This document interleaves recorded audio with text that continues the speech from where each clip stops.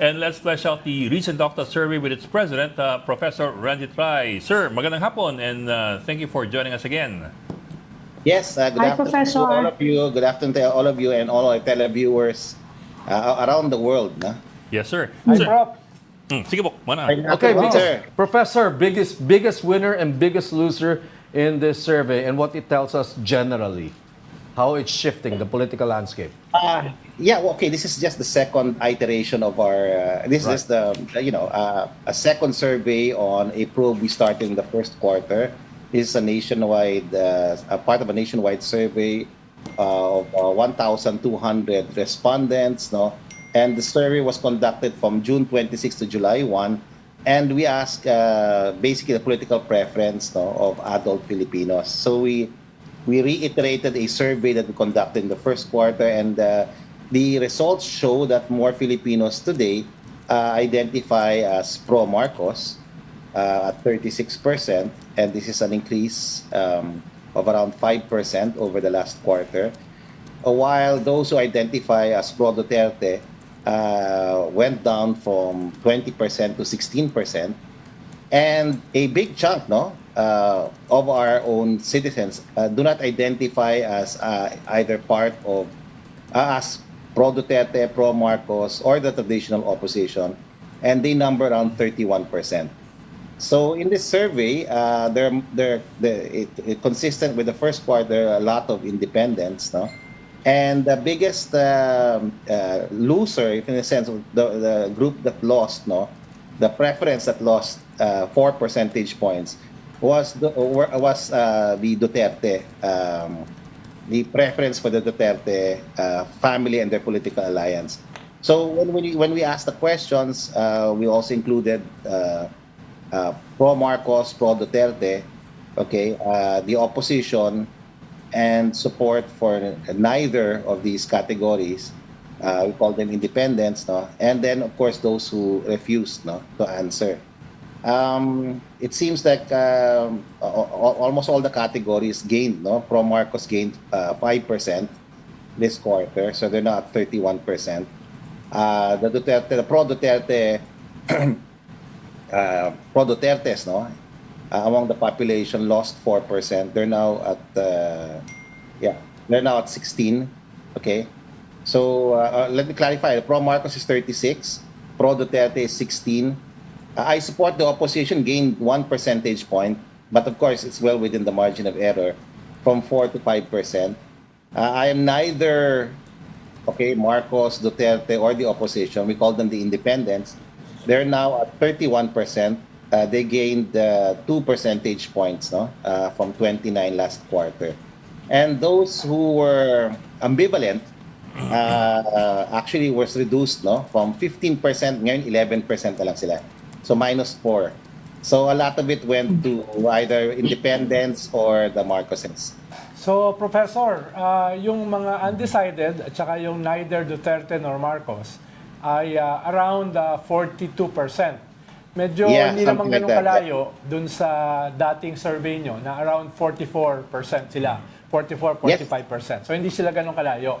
No? Hindi ganun kalayo. And it reflects also all the other global studies that are available on Philippine voters also. That Philippine voters are moving towards the category called independent, and it's also reflective in our own surveys. Ang tanong ko, value survey. Yeah. Ang tanong ko, Professor, parang hindi ko nakita sa webpage nyo, yung trust ratings.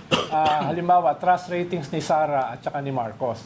Okay. Meron bang mga kami. Yeah. Meron kami. They're going to be released towards the end of this week. Yes. To a viewing public, we are still processing the information. Okay. We will release the data by most likely the end of this week. Yeah. Good. Offhand, Prof, gaano karami yung mga pro-Marcos na may trust rating pa rin kay Sara? At gaano karami yung pro-Duterte na may trust rating kay Marcos?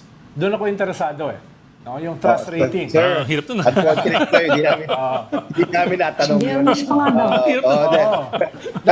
Baka kasi may mga pro-Marcos na may trust pa kay Sara. Baka may mga pro-Duterte na may trust pa kay Marcos. Yun yung gusto kong interface. Mukhang kailangan Yeah, magkaroon ng we sariling could- research Hindi, ka. mukhang lalabas yun eh. Define Kung- trust. Mukhang But of lalabas course, yun dahil you can, sabi ano, nila ni Prof, meron silang survey about trust ratings. Okay. Yeah. We can find out. No, let us just finish the survey on trust and approval. It was a different period from this particular survey, and once we finalize that, I'll release that, and then maybe we can have another interview, trying to cross sir. tab, they call it. No, compare the data with what we have.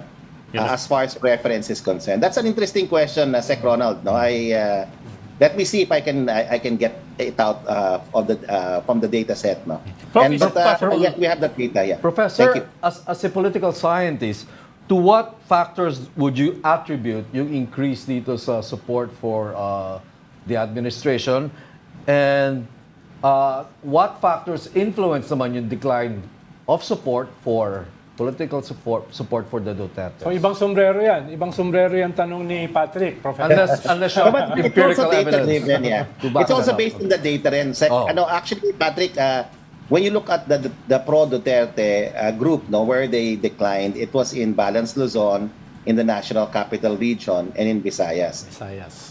But in this particular survey, they consolidated even further sa Mindanao. Now 50%. So they declined everywhere except in Mindanao, which is also where the president, the pro-Marcos group, increased, no, National Capital Region, Balance Luzon, and the Visayas. Only slightly sa Visayas, no. Significant plus sa Visayas. So Significant actually. Professor, tinanong niyo ba kung bakit? That's significant na, banggit ko yung kanina eh.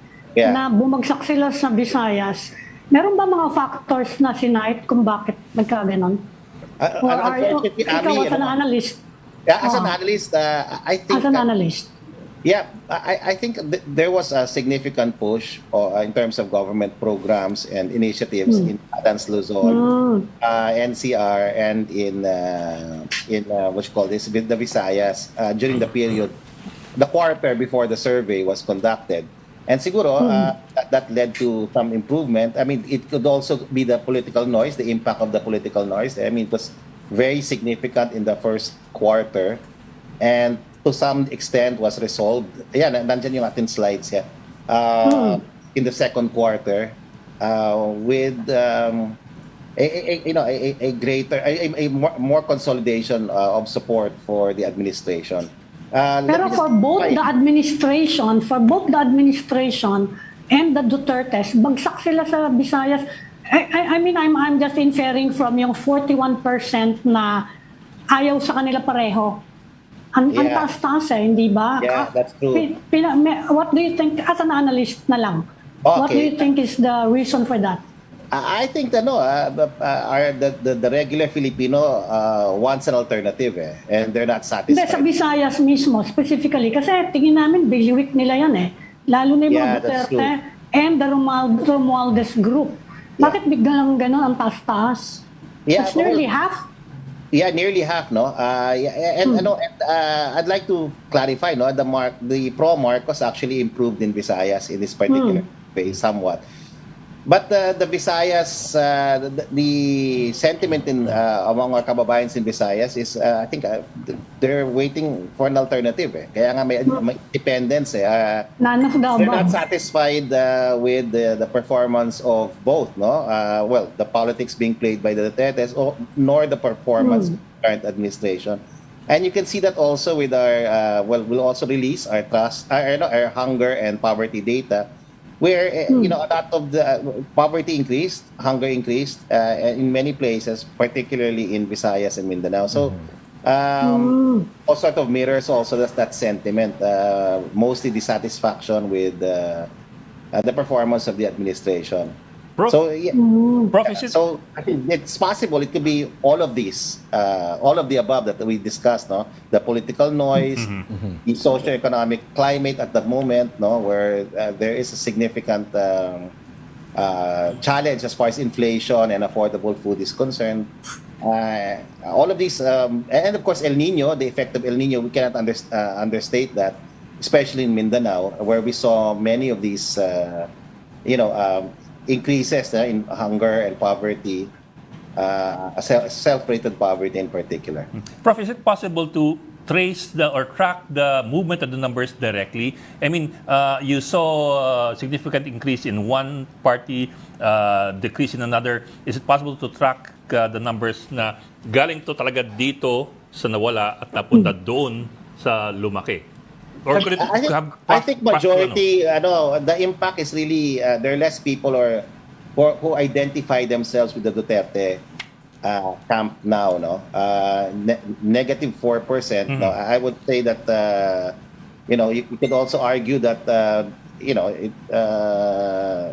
there are also a lot more people who used to be on the fence sitting, who they refuse to take the side, who are now taking the side of either an independent, but mostly pro-Marcos. Some people were convinced to join the opposition. You have to understand the opposition moved very nominally, but it seems everybody gained. All the major categories gained. No, pro-Marcos gained 5%. The opposition gained 1%, and the independents gained 2%. One could argue it's these are all within the margin of error, at least for Yes, sir. opposition and independents. But they all gained. What the biggest decliner is the group associated with the pro-Duterte camp. And it has to do with many things, diba?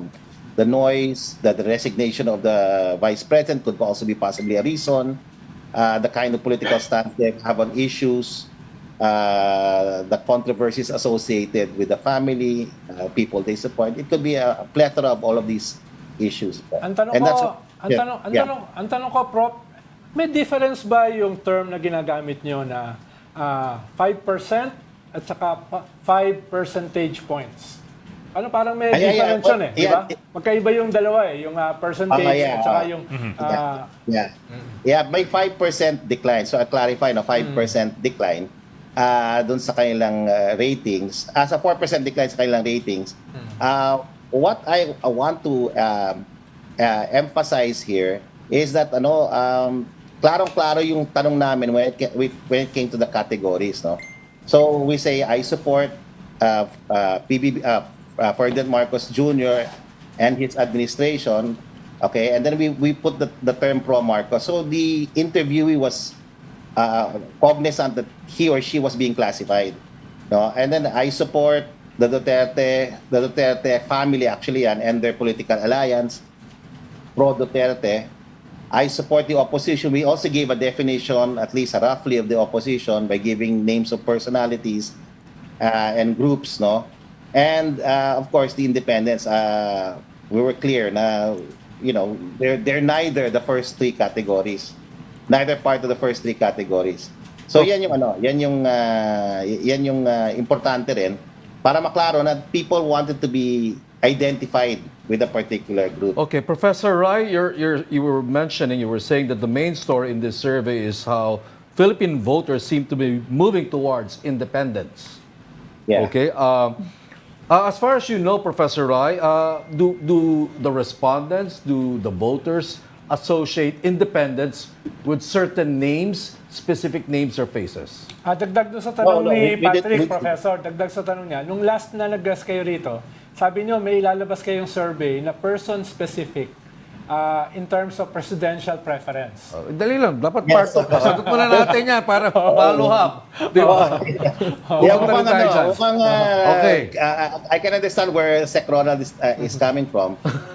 Yes, to answer your question, Patrick, we didn't associate with any personality. This is just people defining their political preference, no, based on the categories that were available to them. So as far as they're concerned, kasi Professor, yung independents are not the same as the undecided, right? Yeah. Or the ambivalent. No, yeah. So when you say independents, as far as at least from the point of view of the respondents or the voters, they simply mean ayaw namin sa Marcos, ayaw namin sa Duterte.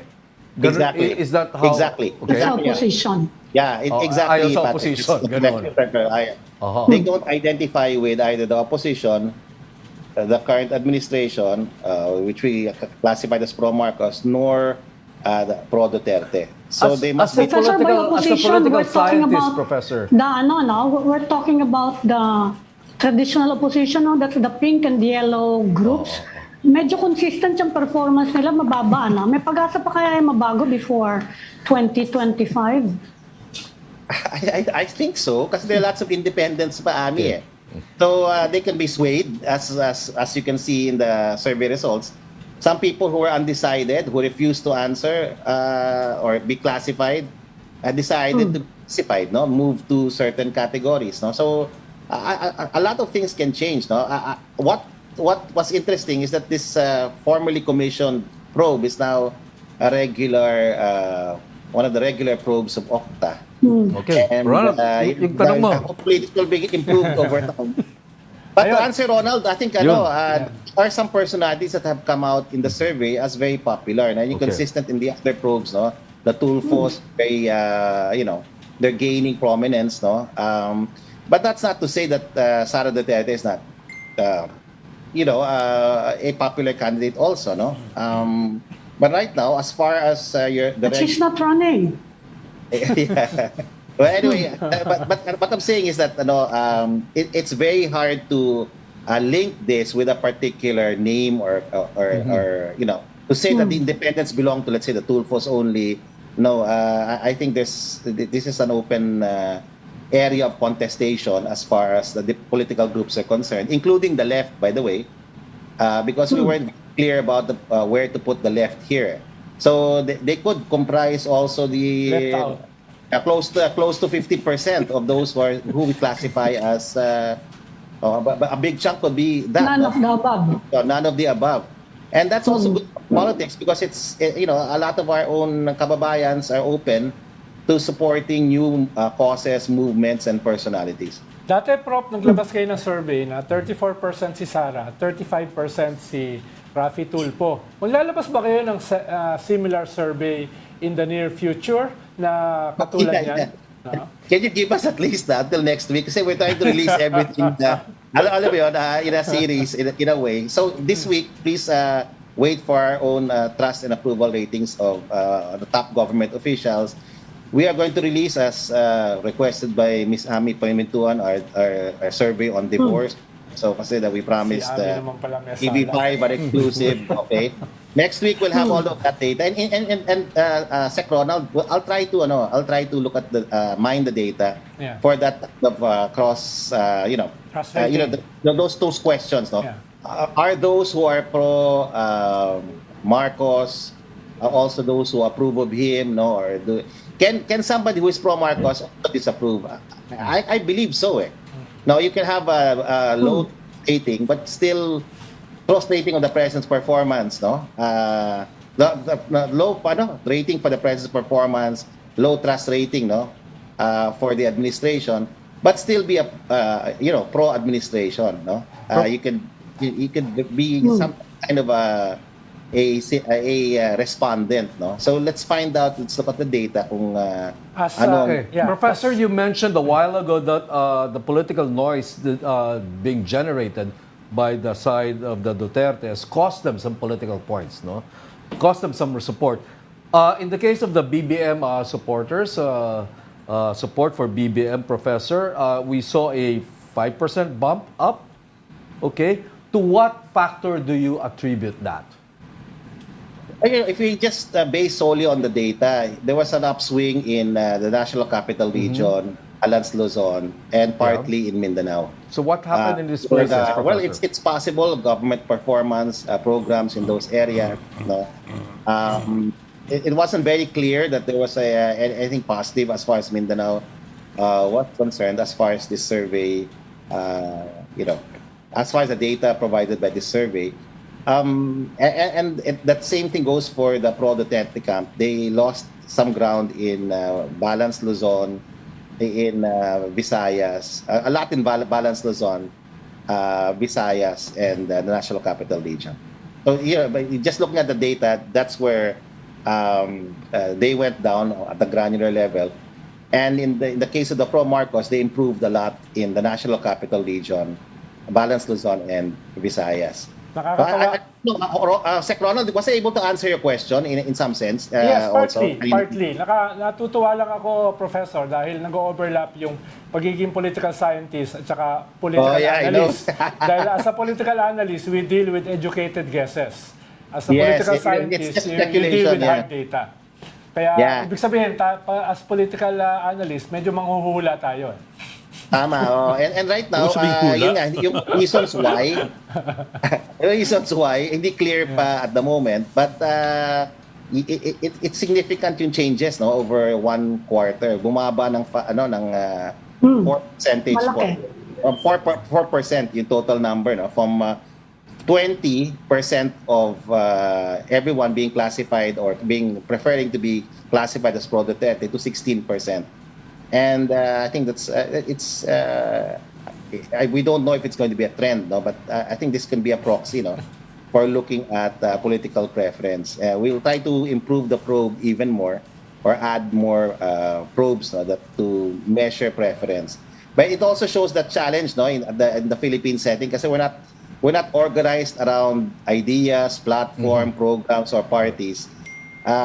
Personalities. It's to measure preference, except to look at it from this point of view, which reinforces everything we understand about Philippine politics. That it's organized around families, it's organized around ethnic and regional arrangements. No, when you look into the press release we provide the media, it was the bailiwicks. No, the pro Marcos very strong, where they're traditionally strong. No, the Ilocos region, National Capital Region, and the Dutertes are strong mostly in Mindanao.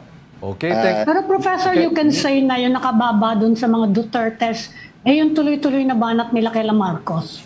I think in both sides, That's a I think factor. that the noise generated by both sides against each other may have contributed. Okay, thank you for Both the joining. upswing and the decline. Yeah. Professor Ranjit Rye, thank you for joining the Story Conference. Thank you, Thanks, sir. Professor. Thank you for sharing our survey data. Thank you. Okay, that was OCTA Research President Ranjit Rye.